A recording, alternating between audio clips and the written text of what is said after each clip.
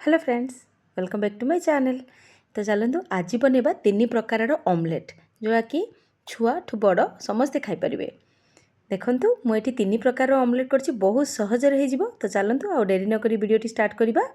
ये प्रथम ऑमलेट आम गोटे बाउल रे दुईटी अंडा को भांगी नेबा। यहाँ छोट पिला माने बेसिकली बहुत भल पाती कारण ए किसी लंका फंका पड़ेनी। तो ये कौन करवा आम दुईटी अंडा को एमती भांगीदेबा। भांगिकी टिके बीट करनबा जो द्वारा कौन हम से एयर बबल्स टिके आसीजिवो। टिके भल भाव में बीट करला परे आपण एग बीटर भी यूज करें। मुझे फक सांगे करदे ये कौन करवा टिके हल्का लुण ने तापर ताकू भी भल भाव में बीट करनबा। ए प्रोसेस द्वारा कौन हम ऑमलेट टिके फ्लपी होता है।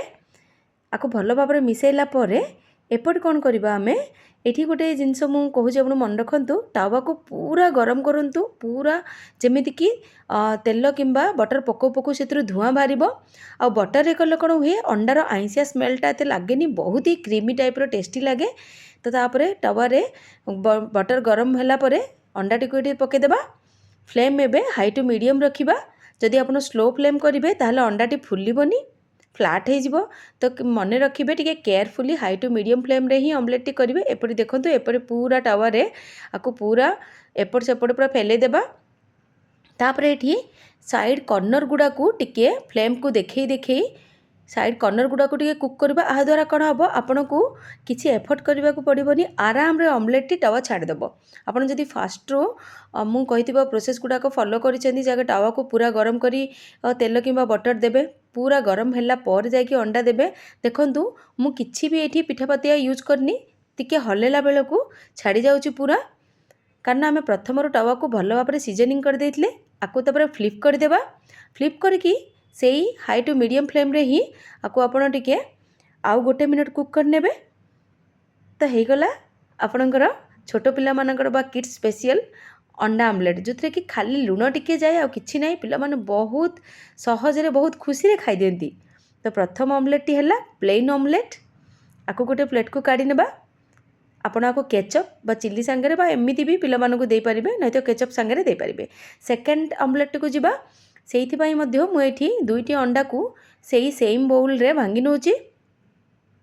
आ गोटे अंडा को भी भांगी नेबा। एठी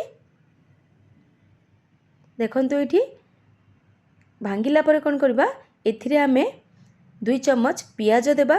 पियाज को मुझे पूरा चुन चुन काटी नहीं गोटे चम्मच लंका नेबा। लंका एठी मोर टिके राग कम थिला सेति गोटे चम्मच नहीं मु आ गोटे चम्मच फाइनली चॉप्ड टमाटो नेबा। आउ तापरे धनिया पत्र भी मुझे फाइन चॉप करके 2 चम्मच नहीं और तापरे टिके लुण नहीं। आपण चाहिए एठी धनिया पत्र स्किप करि परिबे किंतु धनिया पत्र देले तार टेस्ट बहुत ही भल लगे। तापरे कौन करबा सेपटे एपटे मु टावारे माने बटर देकी पूरा सेम प्रोसेस माने फॉलो करिछि। देखंतु एठी पूरा धुआं बाहर आप देखी पारे आ बहुत ही कम बटर यूज करके मु ऑमलेट टी करिछि। तापरे से जो ऑमलेट को बा फेंटिकी रखि अंडा को एथिरे पकईदेबा। तापरे टिके चारिआडे फैले देबा। आस्ते आस्ते करेंगे आपन टिके हड़बड़ी रे करेंगे। जदि हड़बड़ी रे करेंगे ताहले ऑमलेट टी कौन हम गोटे साइड रे मोटा हो गोटे साइड आपंकर हेनी बा आराम रे एमती डोसा टाइप रो ये पूरा फैले हेनी। से टिके केयरफुली या फ्लाट कर नेबे। तापरे देखंतु आर कॉर्नर गुड़ा को भी आपन टिके कुक कर नेबे टिके कॉर्नर गुड़ा को देखी देखी। तो यह द्वारा कौन हम आपन को पिठापातिया मारिया दरकार नहीं। आपन देखि पारुथिबे जेते कुक होउची सेते आराम रे से कॉर्नर गुड़ा को छाड़ी नउची किछि भी एफर्ट लागुनी। आराम रे ऑमलेट टी फ्लिप करले एबे कौन करबा पिठापातिया ऑमलेट टी को फ्लिप कर नेबा। देखंतु बहुत इजीली सेकेंड ऑमलेट भी हमर प्रस्तुत हो गला। आकु मु ऑनियन चिल्ली ऑमलेट कहा जाए। आकु नॉर्मली समस्त घरे ए टाइप रो ऑमलेट हुए। ये भी बहुत ही टेस्टी बहुत ही बढ़िया लगे भात पखाल सांगरे बा सुखिला सांगरे बा एमती भी आपन खाई परिबे। तो सेकेंड ऑमलेट भी हमर प्रस्तुत हो गला। चलते जीवा थर्ड ऑमलेट को से एगेन मु सेही बाउल रे दुईटी अंडा को भांगी नेबी। देखंतु टिके आराम रे भांगिबे जदि अंडार किछि पार्ट से भितर पड़ जाए आराम रे काढ़िबे नहले कौन हम से गुड़ाक पाटी को टिके क्रंची टाइप रो लागिक भल लगेनी। तो आराम रे भांगिबे।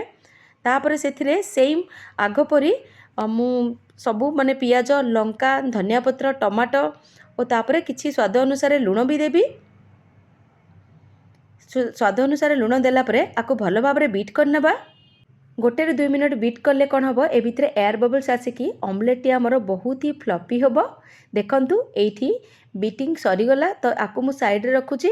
तापरे आपको नेकी सेम टावा रे 1 चमच बटर देकी पुणी प्रथमे जमीती आम ऑमलेट करते सेम से टाइप रो ही आपन देखि पारुथिबे बहुत ही कम बटर मु यूज करछि एठी। तापरे टावा रे कोन करबा सेई जो एग टी को घांटी को रखितले हम अंडा टी को सेथिरे दे देबा। सेम प्रोसेस रे आकु चारियाडे फेले देबा। फ्लेम एबे भी हाई टू मीडियम रहिबो, बिल्कुल भी फ्लेम स्लो करिवेनी। जदि स्लो करिवे ताले आपण अंडा टी फ्लैट हो जिवो, बिल्कुल भी फ्लफी होबनी। तो सेई फ्लेम रे आपण चारियाडे आकु टिके टावा टी को उठेकी बुले बुले टिके फेले देबे। फ्लैट करला परे एठी आपण कोन करिवे एठी कोन करिवे आमे टिके हर्ब जो आमे पिज्जा सीजनिंग रे पकाउ जो से हर्ब टिके देबे। 1 चामच ही आपड़ टे हाथ में पकईदे नहीं तो आपण को जदि यूज एंड थ्रो डब्बा अच्छे ताले पकईबे तार आउे टे चिली फ्लेक्स भी ये देदेवे।